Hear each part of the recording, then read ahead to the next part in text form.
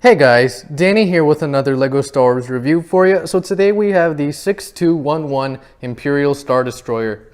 So this set came out in the year 2006. It contains 1,366 pieces, and when this set came out originally, it cost $100.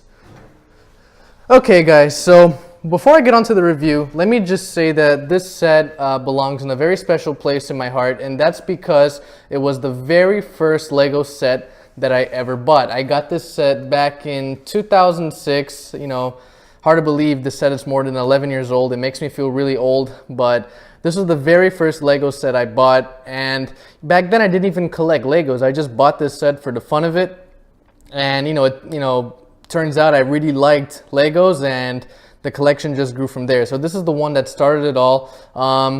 Let me just say, guys, if you guys haven't seen my LEGO Star Wars collection video, I will post a link in the description so you guys can see it. But this set is not in my LEGO collection video, and the reason being is that I actually broke this set, but recently I took some time to rebuild it, and honestly, it's literally just been a blast from the past. This set is very special to me, the very first one that was in my collection, so it's a very cool set to me, and there's a lot of cool features as well, so let's just get right onto it. So the way you build this set, guys, is there's actually a platform on the bottom, and you build that platform and you encircle it with these pieces here, and I'll show you guys more once I go inside. But you make you basically put a platform on the floor, and then you build this triangle next to it, and then you just stack these pieces here. As you guys can see, there's these 4 little pieces here that are loose.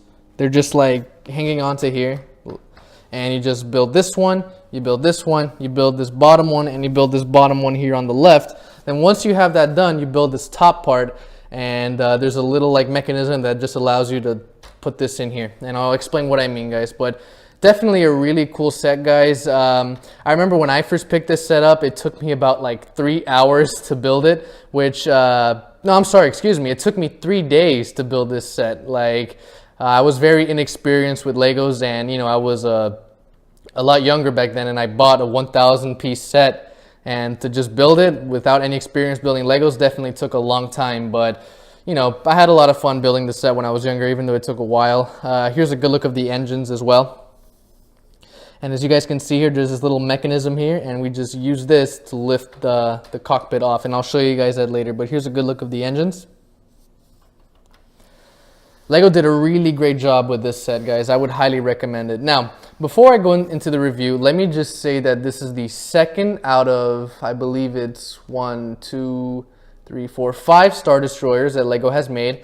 The first Imperial Star Destroyer set number was 130, and that one basically is an Ultimate Collector Series version of a regular Star Destroyer.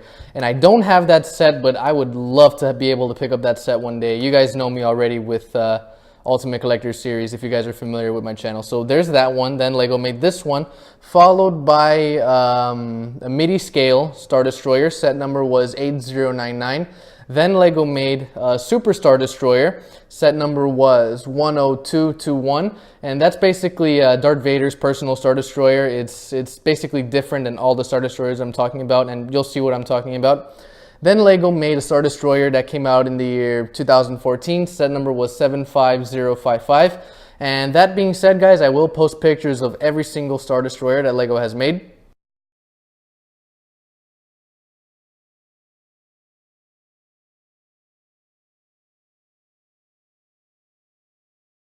So yeah, guys, I definitely want to pick up the Ultimate Collector Series version of this one. I want to pick up the Super Star Destroyer.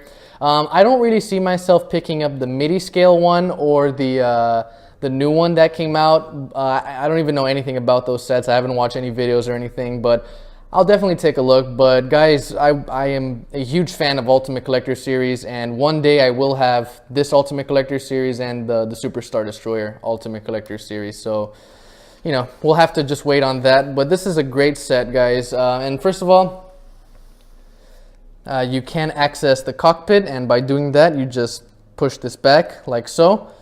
And in here we have a little cockpit, and here we have our first 2 minifigures. So here we have Grand Moff Tarkin,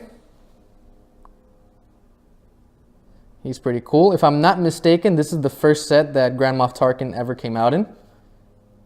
So that's pretty neat. Next we have an Imperial Officer. So he's pretty cool. Okay. So we don't have a lot of room in here, but we do have some controls, and these are stickers, guys. You have a sticker here, a sticker here, a sticker here on this side, and a sticker right there on this side. So not a lot to the cockpit, but it's definitely pretty cool. Okay. We also have some weapons here. Here we have some turbo lasers right here. You can spin them around, or you can lift them up as you want. So you have two here. You have these two front ones here, and you have these two side ones. Another interesting feature of this set is, if you guys are familiar with LEGO Star Wars sets, when LEGO first began using flick fire missiles, the original flick fire missiles, it didn't have like a little mechanism that the missile would click in, so it would be secure. Back then they would just be loose. So here's a flick fire missile, so you just push it out like this and it shoots. But again, it is loosely connected onto it, so if I were to like lift this up, it just falls down, and that's because, wait, hold on, let me put this back in. There we go. And that's because of the old style, but as you guys can see, this other one fell as well. But let me just show you again. So you just stick it in here, and you just push, and that's how the missile works. So that's pretty much it for the outside, guys. Now, the way you remove this section is basically, there's this little lever here, as I was saying, and all you got to do is push it up, and once you do that, this whole thing comes off. And the way this works actually is when I let go of the mechanism, this blue piece here, as you guys can see, this blue piece locks it, or it makes the hole a lot smaller, but once you open it, it makes the hole bigger. So with that being said, you can stick this little rectangle onto this blue knob here. So that's how it works. So definitely pretty cool. So now we have the inside of the Star Destroyer, and the way to get inside it, basically, we just open up this huge flap here, and we open up this huge flap here. So here's the main section of the Star Destroyer, and I'm going to start off right here. So here we have a little escape pod. These little designs here are stickers, guys. And you can actually open it up. Okay. Now, we don't see any escape pods in the movies with Star Destroyers, but this is definitely a really cool touch by LEGO. You know, we certainly know that Star Destroyers had escape pods, so the fact that LEGO included one here is really, really neat. And you can actually, by opening these smaller flaps, you can actually push it out, and the escape pod falls down through this hole. So, you know, if you guys are flying the ship and you guys want to maybe have a little scene where they need to jettison an escape pod, you just push this and it should fall down. So cool touch by LEGO. Okay, here we have some minifigures. Here we have an Imperial Royal Guard, or an Emperor's Royal Guard, I should say. These guys are pretty cool. They come with their little staffs. And we get two of these guys. Next we have an Imperial Astro Droid, and he actually does have a name. His name is R2Q5. So he's pretty cool. Here we have a Stormtrooper. And this being a very old set, he does have the old gun as well. And something strange too, I just find this a little bit strange, is the head is just a tan head. It's just like a flesh skin head. It's pretty weird. Normally these heads used to be like black and the helmet would just go on top. But there you go, there's your Stormtrooper. Okay. Here we have a little storage spot for Darth Vader's lightsaber, and it just clips on right here. So I think that's definitely a really neat touch by LEGO. So this is the first area. The second area here is by far my favorite, and the reason is because of just this classic scene from Star Wars. So First of all, guys, based off the Star Destroyer, the fact that we have Darth Vader right there and the fact that we get Grand Moff Tarkin, I assume this is the Star Destroyer Avenger. And if you guys remember from episode 4, when the Star Destroyer captured Princess Leia's ship and then it went back to the Death Star, and then we had that scene where the Imperials were all meeting and stuff about how the rebels stole the plans, and then all of a sudden Tarkin and Vader showed up. I assume that this Star Destroyer, the way Lego designed it, it's as if like the Star Destroyer is heading back to the Death Star in episode 4. So that's what I'm assuming, since we have Tarkin and Vader here. And here we have Darth Vader's medical chamber, and Lego did a really great job with the medical chamber. First of all, you have the option of opening it up or closing it with these flaps. We also have this mechanism here with that allows you to stick his helmet on. And as you guys can see, I'm lifting it up and the helmet doesn't fall off, and you can actually move it to the side if you want to have Vader with his helmet off. And if you want to put the helmet back on, all you do is you roll this and then you just stick his helmet in like so. Oh, whoops, that broke. But you know, you loosen the flaps, lift it back up, and you have the option of having Vader with his helmet. So Lego did a great job with this mechanism. Normally it doesn't break like that, but Lego did a great job. And here's Darth Vader. And as you guys can see, this is a really old version of Darth Vader. And here's how he looks like without his helmet. So Lego did a great job with his medical chamber. You have a little seat there for Vader, and you know, you can close or open as much as you want. There's a little spot here to put Vader's helmet if you choose to do so. You can just use it here, and you can use this mechanism to grab it and put it back on Vader's head. So definitely pretty cool. Next section here is pretty cool as well. Here we have the Emperor as a hologram, as you guys can see. And basically, this is a sticker, and you just you put 2 different stickers on each side. So here's we have like one sticker, and here we have another. And like this, it looks like a hologram. So you guys can see. So great touch by Lego. You have a little spot here if you want to sit down Vader. If you want to, you know,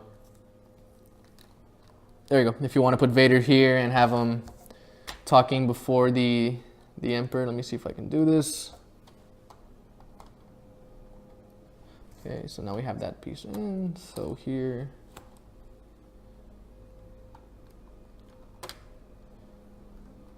there we go. Whatever, you guys get the idea. We can have Vader before the Emperor. I don't know why this piece is breaking, but you guys get the point. Here we have our last Stormtrooper. And Lego also gives us a little mouse droid, which is pretty cool. Okay. Last section is basically, we have the option of lifting these 2 flaps up, and here we, okay, I don't know why that broke, but we have the option of lifting this flap up here, and here we have some more weapons for the Stormtroopers. And I'll just remove it. We do get, we do get 2 bazookas. And they're basically just extra weapons. If you guys, you know, you guys have the option of shifting which weapons you want to give the Stormtroopers, if you want to use the little pistols or if you want to use the rifles. And they just stick onto these little flaps here, as you guys can see. And you can hide them with this. Okay. Here's that little knob I was telling you about, and that's how you put this center section of the Star Destroyer in. Here we have the engines again.